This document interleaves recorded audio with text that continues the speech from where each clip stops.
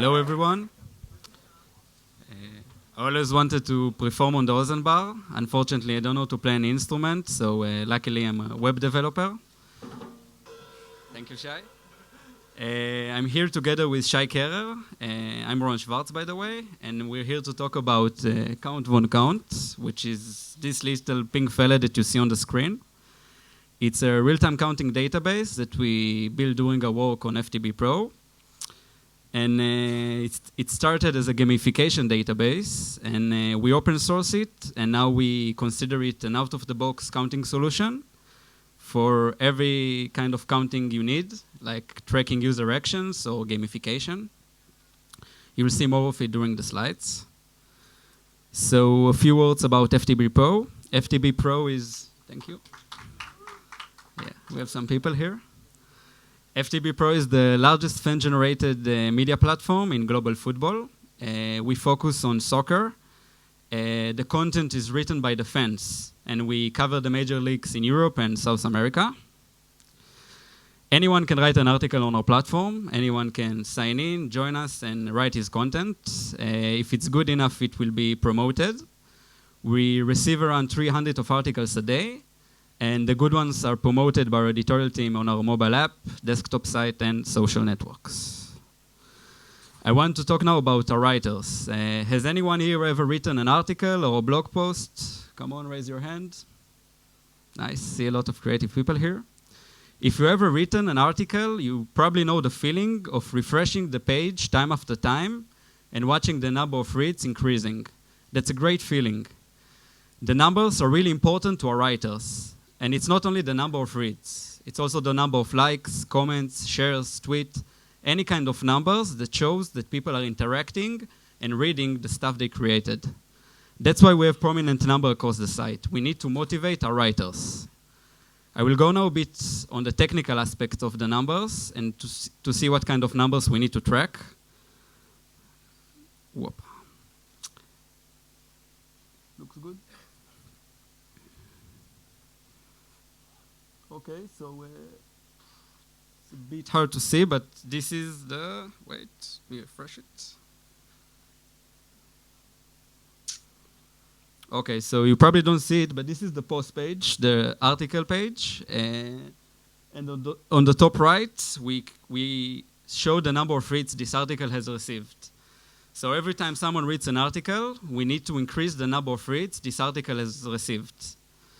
This article was written by Scott Saunders, and this is his user page. So here you can see the number of reads he has received from all of his articles. So every time someone reads one of his articles, we obviously need to increase this number. Every writer has his weekly dashboard, as you see here. On the weekly dashboard, we can see his weekly stats. So, of course, when someone reads one of his articles, we need to increase the number of reads he received this week. We also show that our writers the demographic distribution of the readers. So every time someone reads an article, let's say from the United Kingdom, we need to increase the number of reads this writer has received from United Kingdom. We also need to update several leaderboards. Those leaderboards are by the number of reads each writer receives. So every time someone reads an article, we need to calculate the rank of the writer. This demonstration was to show you that for each page view, we need to simultaneously update several counters. We are a big fan of CDN and other caching layers on FTB Pro, but obviously since counting operation can go through the CDN, we were concerned for a long time that the more counting operations we'll have, the more load we'll have on our app server. That's why several months ago, we implemented a dedicated counting server. This is not Count von Count, it's one of the previous solution. But on this architecture, every time a client wanted to update on event that should be counted, for example, post with ID 3 was read, he initiated a request to an Nginx web server. Those requests were logged to a big log file, the access log of the Nginx, and on a different process, every minute, a parser written in Ruby went through the recent request and aggregated them. The numbers will only then update to the MySQL database on our main app server. As you can see, only one time in every minute, we actually did update operations on the database. This is how we disconnected the connection between a lot of counting and load. But the last station on the pipeline, as you can see, is still a MySQL database. We knew one day we'll have problem with it, and that day came when the product team came with us with new requirements. They asked us to support new counters for each user. It was not only the number of reads now, it was the number of features, likes, followers, comments, etc. And each of them we needed to support daily, weekly, or monthly. We also needed to support new leaderboards, like top weekly writers and top articles this week. And then we knew that relational database wasn't good enough for us. We knew we need to move to a document-based database. So we sat, Shai and myself, and designed this system. This is a real picture from the whiteboard on the office. It's an Nginx plus Ruby plus Mongo counting server. It's top of the notch. It's the best of the best. It's event-driven. It's object-oriented. It even has at least 4 design patterns. If it was a Java course in the university, we would probably receive a big A. We really was in love with this architecture, and we were about to start working, but then we stopped. Something wasn't feeling good. It felt too complicated. Although it looked pretty nice, after looking at it a bit, you can see there are a lot of processes here, a lot of failing points. It just didn't feel natural. We also felt that we were trying to stay too much on our comfort zone. We had the Nginx log parser, so we stayed with it. We are Ruby on Rails developers, so we sticked with the Ruby parser. SQL wasn't good, so we moved to the next solution, Mongo. It felt like we're trying to craft existing solution into a new one instead of really thinking what we really want from the system. So we stopped working, and that's what we did. We tried to think what is the best counting solution we can have. It had to be simple, as few as possible moving parts. It had to be flexible. We needed to remove or add counters along the way without too much pain involving in it. No migrations or adding columns or tables. It had to be reliable. If we had failures, we want to be able to recover from them. And we wanted to be real-time. Although it wasn't a requirement from the product team, but if you're dreaming, let's dream big. I want to invite Shai to continue and to show you the final product.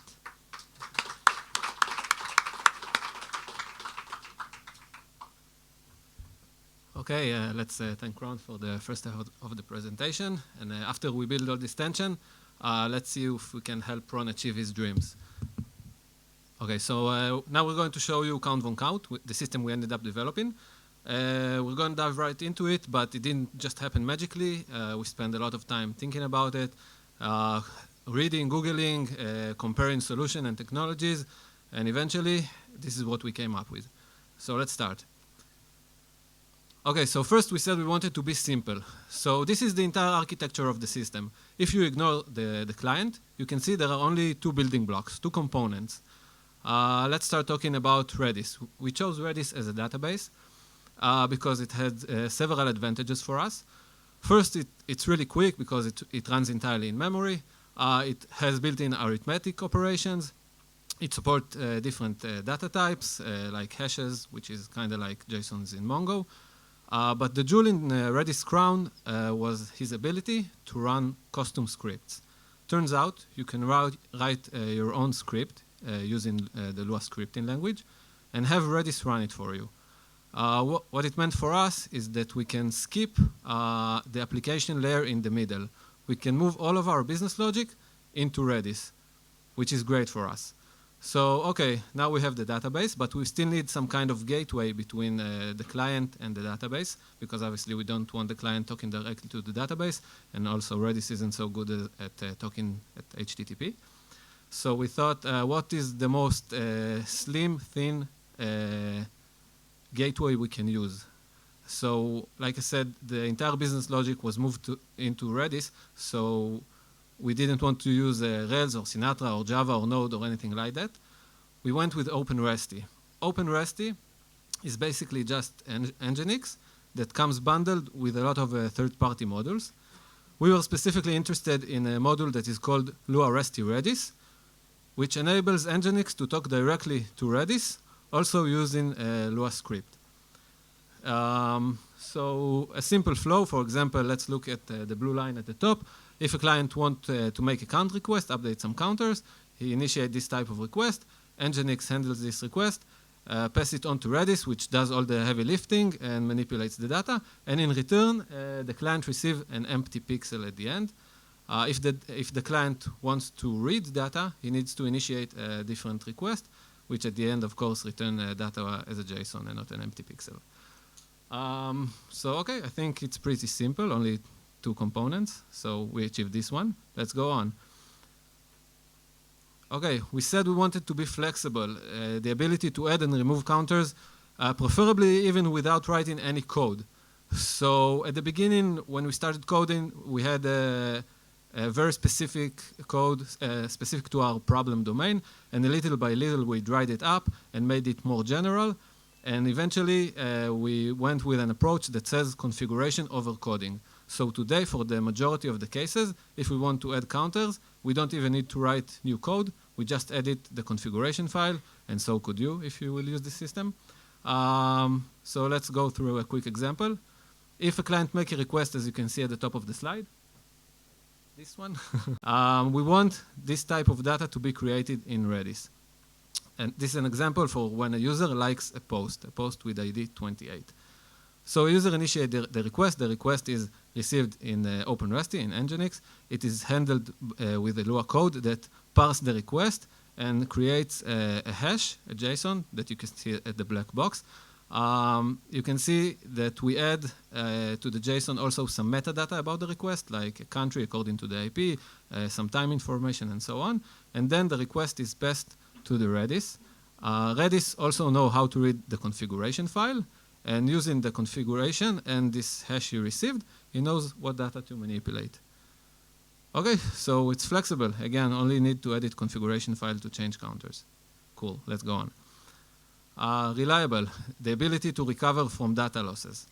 So if we have problems in Redis whatsoever, as long as Nginx is running and still writing the request into the access log file, we can later on take this log file and pass it as an input to a log player. A log player is a component we wrote also in the Lua language, which basically just emulates Nginx's role. It parses those logs, passes them on to Redis, and the flows continues as normal, so we can recover from failures.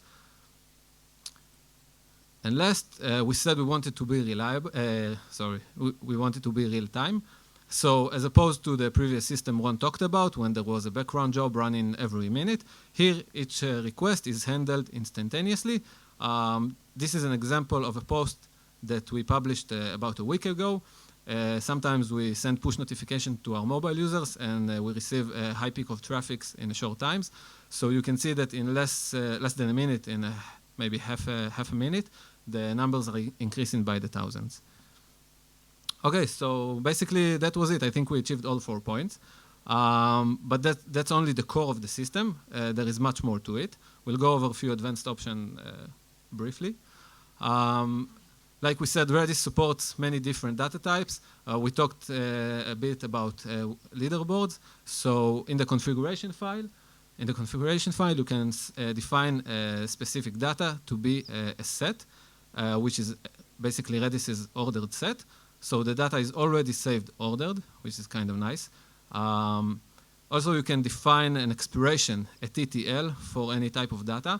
So that way you can you can keep your database relatively thin and lean without too many historical data. For example, our product team says that it's enough to save leaderboards 6 months back. So we just defined the 6 months TTL. You can also write your own custom functions. For example, if you want some more advanced logic when counting, you will need to learn a bit of Lua programming, but it's not that hard. And all you need to do is just edit a single file and write your custom function in a single place. We provide a few custom functions that come with the system. For example, a conditional count, which, as you can guess from its name, makes a count only if a certain condition applies. Okay, so if I haven't convinced you yet that this system can be useful for you, let me also tell you this. We've been using it for over 3 months on our site, on our production environment. It runs great, it runs perfectly. We have over 50 million page views per month. So sometimes we have peaks, like when push notification goes out. So it sustained a pretty nice load. Also, it runs on a relatively very small machine on Amazon. It was working so good for us that we started using it in other side projects. Because like I said, it's also out of the box. All you need to do is deploy the server and edit your own configuration file to say what you want to count. And obviously, it's all tested. We wrote integration tests using RSpecs, so it's all very well covered. And again, it's open source. You're more than welcome to take a look at our GitHub project page. It's called Count von Count. There are many more other examples there. We hope it's well documented. We did our best. But anyway, we're open to take any questions regarding deployment, configuration, and whatnot. And that's it. Questions?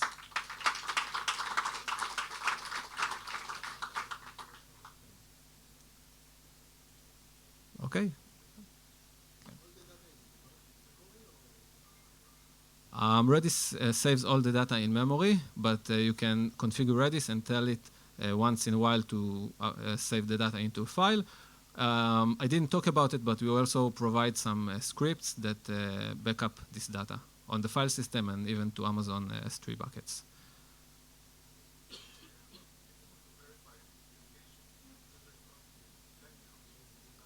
Okay, it's in our pipeline. We didn't implement any authentication mechanism, but obviously it's possible using Nginx, OpenResty. No, at the moment, no. Anybody else? Okay, thank you. By the way, FTBPO is hiring. I can say it's a very cool place to work. We need backend developers, so if you want to come, just talk with us. We're here all day. Thank you.